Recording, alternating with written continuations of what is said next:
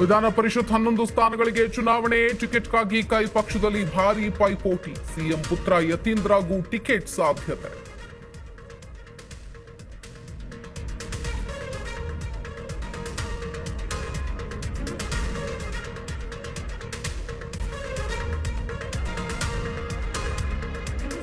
Bale ಸಿಕ್ಕರೂ ನೀಗದ Revanna tension. ಸಂತ್ರಸ್ತೆ ಹೇಳಿಕೆ ಆಧರಿಸಿ ಎಸ್ಐಟಿ ವಿಚಾರಣೆ. ಹೈಕೋರ್ಟ್ನಲ್ಲಿ ಬೆಳವಣಿಗೆ ಬಗ್ಗೆ ದಳಪತಿಗೆ ಚಿಂತೆ.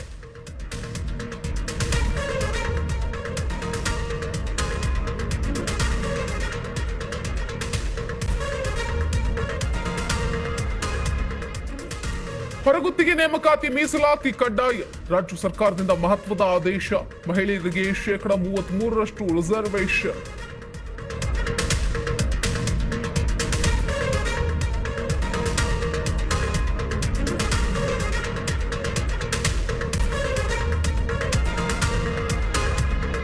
ಬೆಂಗಳೂರಿನಲ್ಲಿ ರೇವ್ ಪಾರ್ಟಿ ಮೇಲೆ ದಾಳಿ ಕೇಸ್. ಸಿಸಿಬಿ ತನಿಖೆ ವೇಳೆ ಸ್ಫೋಟಕ ಸಂಗತಿ ಬಯಲು. ಶೀಘ್ರದಲ್ಲೇ ಪಾರ್ಟಿ ಪ್ರಿಯರಿಗೆ ಸಿಸಿಬಿ ಪರೇಡ್.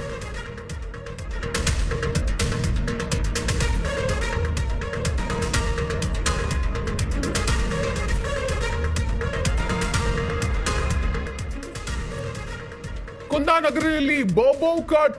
16 ತಿಂಗಳಲ್ಲಿ 44,417 ಜನರ ಮೇಲೆ ಡ್ರಗ್ ಅಟ್ಯಾಕ್. ಜಿಲ್ಲಾರೋಗ್ಯ ಇಲಾಖೆಯಿಂದ ಶಾಕಿಂಗ್ ವರದಿ.